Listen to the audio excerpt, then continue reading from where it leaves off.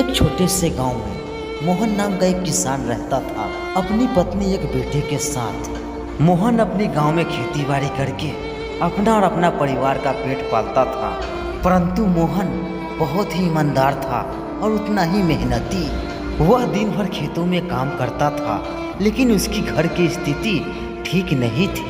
वह अपनी बीवी और अपने बच्चे को एक अच्छा जीवन देने का सपना देखता था।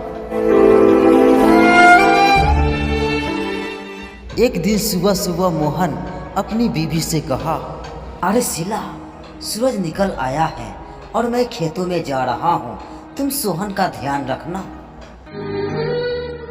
ठीक है जी। और हाँ, आप खेतों में जा रहे हैं तो शाम के लौटने के समय चीनी लेते आइएगा, क्योंकि चीनी घर में खत्म हो गया है। अरे शीला, अब की बार हम खेतों में बहुत ज़्यादा मेहनत करेंगे, कहीं भगवान ताक दे और खेतों में फसल अच्छा हो जाए। इतना कहकर मोहन अपने खेतों में चल पड़ता है काम करने के लिए। दरअसल मोहन को जाने के बाद शीला हरिया को इंतजार करने लगती है, क्योंकि हरिया से बेइंतहान मोहब्बत करती है। ये है हरिया, जो कि एक ऑटो ड्राइवर है, और शीला अपने पति को न रहने के बाद इससे चुपके चुपके मिला करती है। अरे मेरी शीला रानी, कैसी हो? आई होप कि तुम अच्छी तो हो।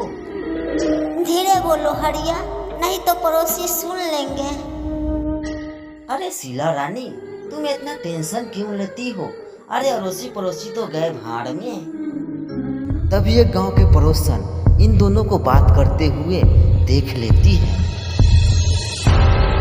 हरिया, हम दोनों यूं ही छुप छुप के कब तक मिलते रहेंगे? कहीं हमारे पति को ये बात मालूम चला तो इसका अंजाम क्या होगा? अरे मेरी रानी, तुम कहो तो तुम्हारे पति को ठिकाने लगा दे, न रहेगा बांस न बाजेगी बांसुरी। इतना बातें कर कर दोनों घर के अंदर चले जाते हैं। तभी पड़ोसन चुपके से सारे कारनामा देख लेती है और मन ही मन सोचती है कि ये बात इसको पति को बतानी होगी। परंतु मोहन अपने बैलों के साथ खेतों में कड़ी मेहनत करता है और थाका प्यासा एक पीपल के नीचे जाकर बैठ जाता है। तभी एक चरवाहा उसके पास आता है और उससे पूछता है उसका हाल खबर। अरे मोहन, आज बहुत ही मेहनत कर रहे हो, क्या बात है? क्या कहे भाई, बीवी बच्चों के लिए सब करना पड़ता है। अगर हम मेहनत नहीं करेंगे तो बीवी बच्चा भूखे मर जाएगा। इतना बात सुनकर चरवाहा वहां से चले जाता है।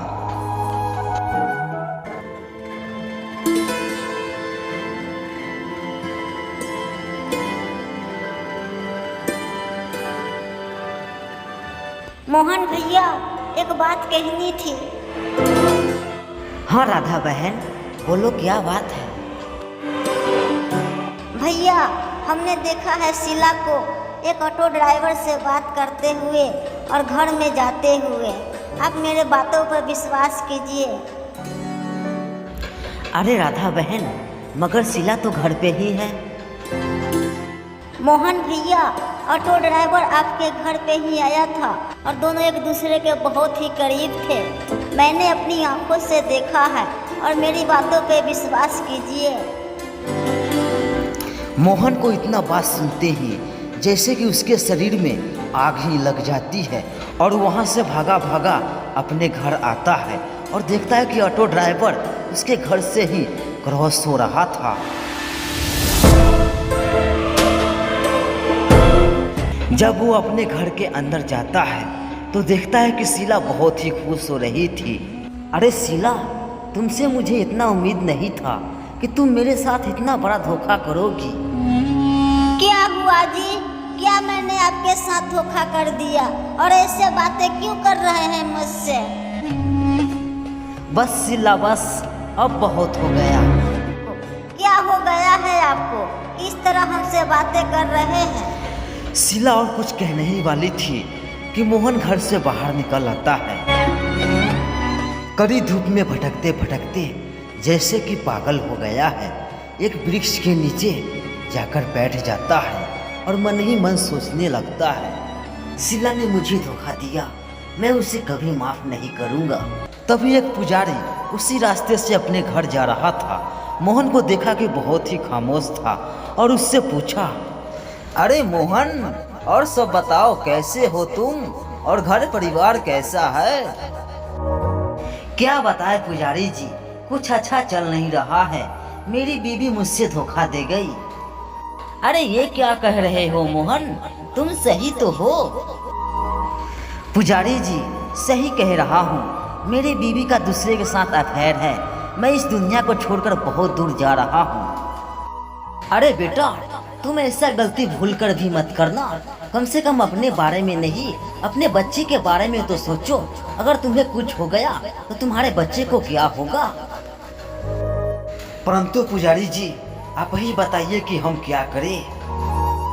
देखो मोहन, अभी तुम घर जाओ और अपने बच्चे के साथ रहो, ठीक है? और मोहन उस पुजारी को बात मानकर अपने घर वापस लौट जाता है।